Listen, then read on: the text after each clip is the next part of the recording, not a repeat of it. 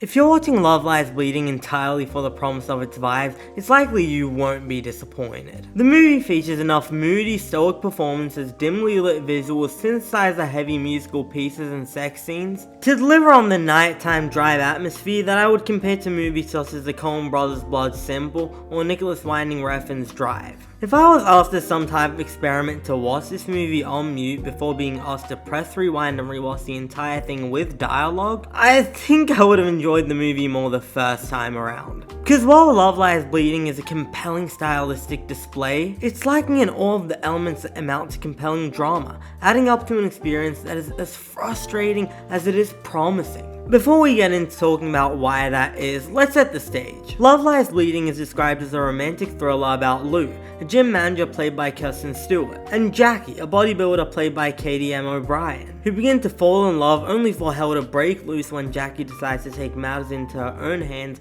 over Lou's abusive stepbrother, who brutalizes and hospitalizes Lou's sister. This is a sadistic, incredibly dark film, in which characters are relentlessly punished by tragic circumstances, with the romance between Lou and Jackie positioned as the engine through which we find the strength to labor through the sadism in hopes of seeing our heroes prosper. However, considering how intense the sadism and depravity is, the romance feels comparatively undermatched. When Lou and Katy hook up for the first time early on in the film, it feels less like the beginnings of a transformative romance and more like the makings of a casual one-night stand for us to ever feel like it's the kind of love that the movie suggests could transcend and overcome impossible circumstances. The romance never evolves beyond this, with the only thing drawing the two characters together being their allure toward danger and to volatility. The two leads don't have an awful lot of chemistry with each other, and a lot of that has to do with Kristen Stewart's performance, who, unfortunately, I don't think has quite grown much as an actress. She does well enough with subtle moments, but when something occurs in the movie which should incite a strong reaction from her character, I think she struggles, because she refuses to let go, showing restraint in areas where extremity would be better needed. Writer-director Rose Glass spends no shortage of screen time exploring the messed up inner workings of Lou's family and her desire to evolve beyond it. But when concerned with the character of Jackie, well, it doesn't seem too concerned at all actually. She's quite an underdeveloped character who keeps us at arm's length from the beginning of the film to the end, and her characterization struggles to escape the shell of the poorly sketched, unstably roided out skeleton which this movie traps her in. When her character explodes into fits of violence later on in the film, it doesn't make for compelling drama, because the movie has essentially framed steroids as a mind-controlling device that fundamentally transforms its character and makes her unleash violence and death on everyone around her. Just as you're about to argue that the steroids are releasing her inhibitions and permitting her to commit violence against those who deep down she desperately wants to hurt,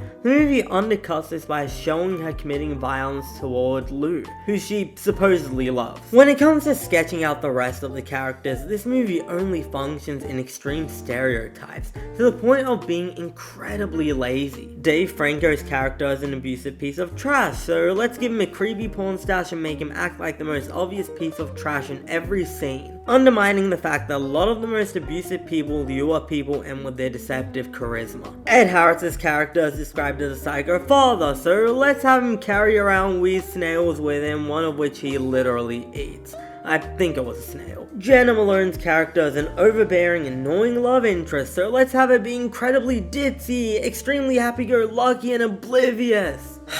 It's like, it's too hard to artfully convey who these characters are, so the filmmakers do it in the most in-your-face, extreme ways possible, with no regard for the fact that extreme stereotypes don't make for compelling characters. For all the things I didn't like about this movie, I also found a lot to praise. This is my first time seeing Katy M O'Brian, and she was absolutely electrifying. Not only is her physicality incredibly compelling, she has an incredibly undeniable humanity and softness to her, which creates a fascinating tension between her internal vulnerability and her external strength, giving her a gentle giant-esque quality. which they do kind of do away with as you get later on into the movie, but I digress. The movie is visually well done, with my favorite moments being how cinematographer Ben Foldsman lights Katy's body. Because while the rest of the film is visually dark, Foldsman casts vibrant lights on her body and the rest of the bodybuilders, framing their muscles as something mythical and beautiful. I also love the non-literal imagery used in the movie, such as the moment where a character's clothes rip as they literally transform into a giant. Not only because this kind of stuff is visually interesting, but because these moments suggest the transcendent quality that the movie wants the lead character's romance to have, framing their love as fairy tale-esque by using metaphorical imagery. Ultimately, I think your enjoyment of Love Lies Bleeding will depend a great deal on your appreciation of vibes-driven movies, especially ones that invoke the feeling of a nighttime drive through the city. If that type of movie sounds great to you, then great, you'll love it. If you need a little more and perhaps hope to find a compelling romance, I would certainly look elsewhere, or at least wait for this movie to hit VOD in the meanwhile.